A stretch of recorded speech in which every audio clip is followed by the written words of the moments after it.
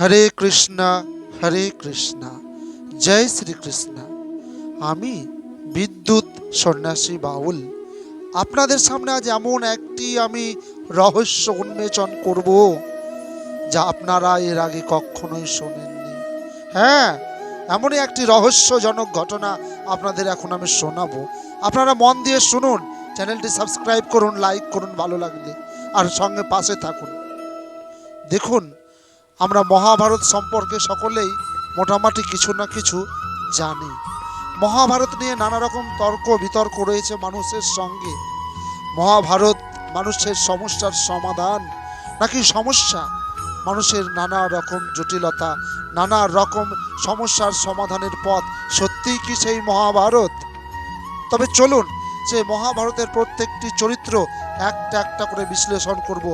আজ বিশ্লেষণ করব, হ্যাঁ ঠিকই ধরেছেন, সেই ভগবান শ্রীকৃষ্ণ থাকা সত্ত্বেও গান্ধারীর এত বড় সর্বনাশ কি করে হলো। মাতা গান্ধারী, তিনি রাজকন্যা, শকুনির বোন। তার বিয়ে হয়েছিল ধৃতরাষ্ট্রের সঙ্গে, কিন্তু সে ধৃতরাষ্ট্র কি অন্ধ, সিংহাসনে বসে রয়েছে অন্ধ রাজা। এই অন্ধ মানে জ্ঞানের অন্ধ। মানুষকে তাই বোঝাতে চেয়েছেন, আমরা শুধু ওপর ওপর ঘটনাগুলো দেখি আর নিজেদের মধ্যে চর্চা করি, কিন্তু না, এই ঘটনাগুলোর প্রত্যেকটা চরিত্রের মধ্যে ঢুকে বিশ্লেষণ করতে হবে যে সত্যিকারের আসলে কি বোঝাতে চেয়েছেন এই মানুষের জীবনকে, মানুষের জীবনকে কোন পথে পরিচালনা করতে চেয়েছেন। যিনি সিংহাসনে বসে আছেন রাজা, তিনিই যদি অন্ধ হন, তাহলে তার প্রজাদের কি অবস্থা হতে পারে। সেই অন্ধ রাজা ধৃতরাষ্ট্রর সঙ্গে গান্ধারীর বিবাহ সম্পন্ন হলো, কিন্তু গান্ধারী তো জ্ঞানী, গান্ধারী তো রাজকন্যা, তার দ্বারা কি করে হলো?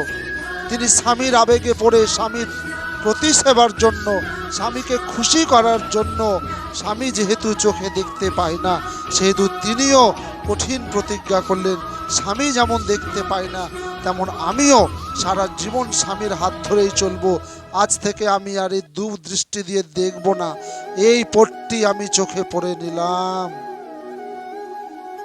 এই চোখে পট্টি পরে নিলেন গান্ধারী।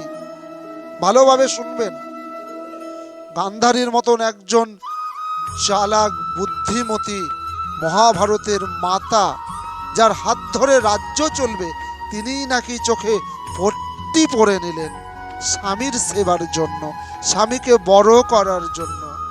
কিন্তু তিনি তো পারতেন তার স্বামীকে সহযোগিতা করতে, রাজ্য পরিচালনা করতে, তার বুদ্ধি দিয়ে দক্ষতার সঙ্গে সমস্ত কুরুক্ষেত্রের যে একটা বড় বিরাট ব্যাপার সেটাকে আগলে রাখতে।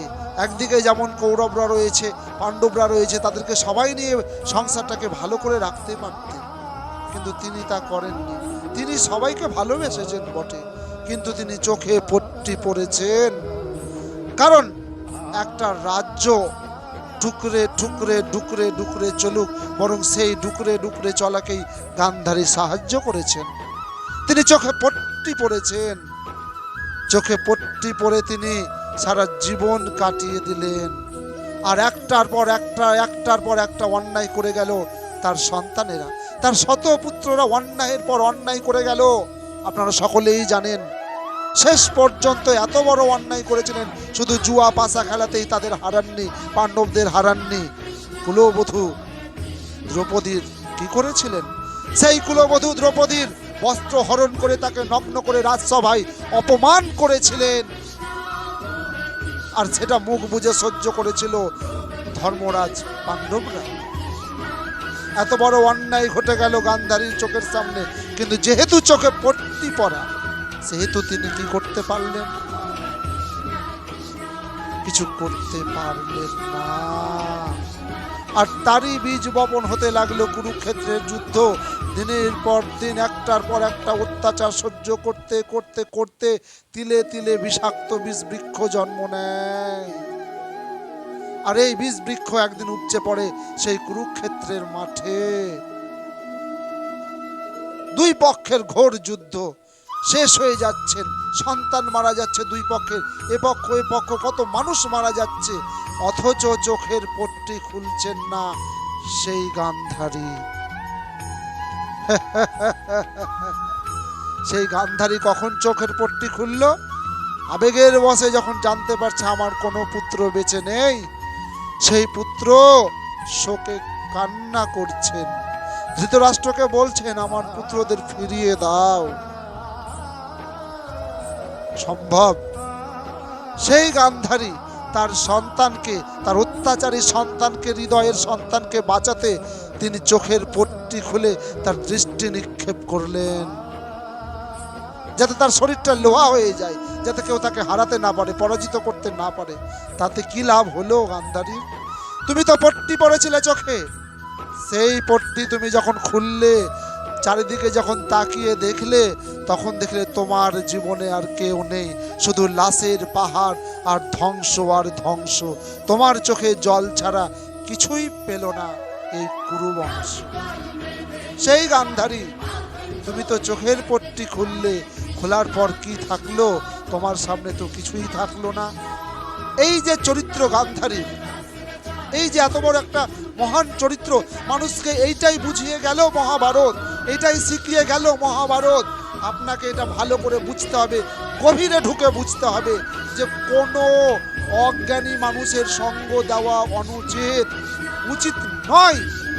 আর আপনার চোখে যদি কোনো পট্টি পরা থাকে, সেটা শেষে নয়, জীবনের প্রথমেই খুলুন, নইলে যেদিন আপনার চোখের পট্টি খুলবেন সেদিন দেখবেন আপনার সামনে ধ্বংস ধ্বংস ধ্বংস ধ্বংসলীলা। আজ মানুষকে দেখে মানুষের হিংসা, হাহাকার, জ্বলন, অন্যের ভালো দেখে মানুষের উত্তেজনা, বেশি চুলকানি। কি হবে? অন্যের দেখে হিংসা করে, অন্যের ক্ষতি করে কি লাভ? তাই গান্ধারীর মতন যদি নিজের মধ্যে কোনো হিংসা, বিদ্বেষ, কোনো ক্ষতিকর জিনিস লুকিয়ে থাকে, তাহলে চোখের পট্টি শেষের দিনে নয়, প্রথমেই খুলে ফেলুন, নইলে গান্ধারীর মতো আপনাকে দেখতে হবে আপনার পরিবারের, আপনার সন্তানদের, আপনার এই সমাজের ধ্বংস ধ্বংস ধ্বংস। হ্যাঁ, আজ এ পর্যন্তই। আবার এরকম সুন্দর সুন্দর মতামত নিয়ে আসবো। আপনারা জানান কেমন লাগছে। ভালো লাগলে আমার চ্যানেলটিকে সাবস্ক্রাইব করুন এবং পাশে থাকুন। এরকম অনেক সুন্দর সুন্দর ব্যাখ্যা আপনাদের সামনে আমি বিদ্যুৎ সন্ন্যাসী হাজির করব।